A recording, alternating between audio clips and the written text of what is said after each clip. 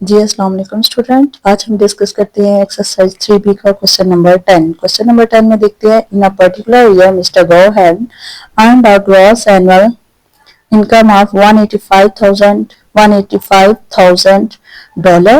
Of this 185,000, the amount that will not be subjected to income tax is shown in the following table. ठीक है, यानी mister गो की जो annual earning है वो कितनी है 185,000 है। 185,000 में से वो कहते हैं कि जितनी अमाउंट है, ये जो अमाउंट है जिसमें पर्सनल रिलीफ लेता है उस पर भी टैक्स नहीं पेबल होगा। ठीक है, और चाइल्ड रिलीफ पे भी पे नहीं किया जाएगा, पेरेंट्स पे भी नहीं किया जाएगा, और CPF कंट्रीब्यूशन उस पर भी टैक्स पे नहीं किया जाएगा। Given that he lives with how many children, 1 children. ठीक है जी, 1 चिल्ड्रन।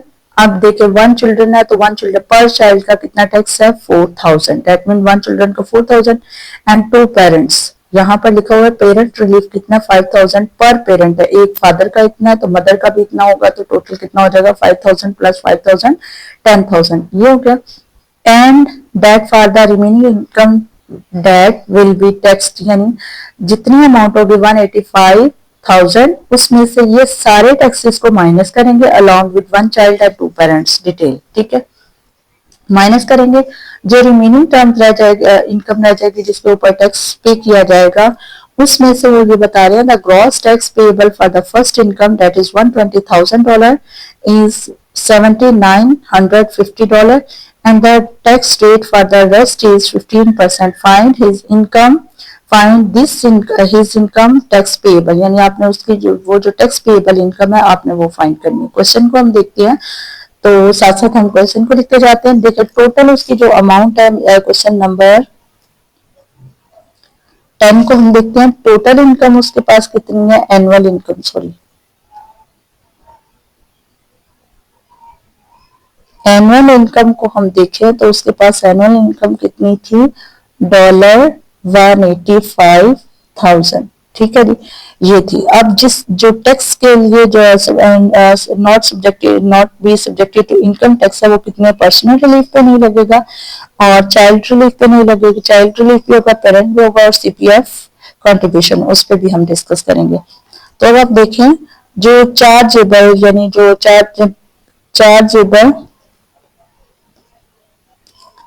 चार्जेबल इनकम होगी वो कौन सी होगी, चार्जेबल इनकम कौन सी होगी, आपने 185,000 में से सारे के सारे जितने रिलीफ है उनको माइनस कर देना। ठीक है, जितने रिलीफ है उन सबको माइनस करेंगे।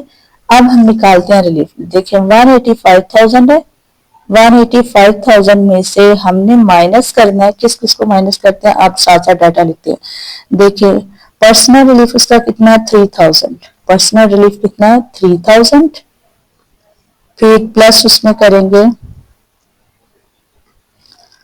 फिर पर चाइल्ड 1 चाइल्ड है और 1 चाइल्ड के लिए कितना है 5,000, सॉरी 1 चाइल्ड के लिए कितना है 4,000 ये भी रिलीफ होगा। अब उसके बाद पेरेंट के लिए हम चेक करते हैं तो पेरेंट के लिए पर पेरेंट 5,000 है, तो यहाँ पे 2 पेरेंट है, सो दैट मीन उसके पास कितना 1000 आ गया 10,000।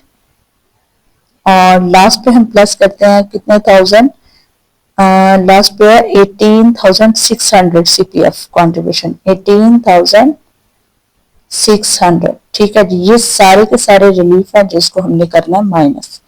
185,000 माइनस 3,000 4,000 10,000 7 और 10 17,000 plus 18,600 that is equals to 35,600। ठीक है जी, अब हम माइनस करते हैं 185 से 185,000 माइनस 35,600, तो डेट मीन हमारे पास जो इनकम जिसके ऊपर टैक्स लगेगा वो कौन सी होगी 149,400। ये अमाउंट होगी जिसके ऊपर क्या लगेगा टैक्स लगेगा। Moving to the next sheet, हम देखते हैं हमारे पास क्वेश्चन क्या, नेक्स्ट शीट पे हम क्या करते हैं, जो रिमेनिंग अमाउंट हमारी आई है अब जिसके ऊपर टैक्स लगेगा वो कौन सी है 149,400। ठीक है जी, ये अमाउंट है जिसके ऊपर क्या लगेगा टैक्स लगेगा। अब स्टेटमेंट देखते हैं, क्वेश्चन के स्टेटमेंट में क्या लिखा हुआ है कि आपने फर्स्ट उसमें से किसको लेट करना है 120,000 को। फर्स्ट किसको लेट करेंगे, फर्स्ट अमाउंट जो आपकी होगी वो कौन सी होगी, 120,000, ठीक है जी, डॉलर ये हो गई। और सेकंड जो होगी, सेकंड अमाउंट होगी या रेस्ट होगी वो आप देखें तो 149 से माइनस करें 120 को, -120,000, तो दैट इज सेकंड अमाउंट हमारे पास आएगी $29,400। अब हम देखते हैं कि जो फर्स्ट वाली अमाउंट है उसके ऊपर कितना टैक्स लिखा हुआ है। फर्स्ट वाली अमाउंट के ऊपर जो टैक्स है $7950, फर्स्ट वाली अमाउंट पे कितना टैक्स है 7950, और सेकंड पे कितना टैक्स आया हमारे पास, सेकंड पे उन्होंने बोला है 50% tax, for the rest is 50%। और आपको पता है ऑलरेडी कि जब हम सेकंड के लिए टैक्स निकालते हैं तो 50% ऑफ रिमेनिंग लिखना होता है, यानी यही जो 29,000 है 400, हम इसी का 15% निकालते हैं। 15% निकालने के सॉरी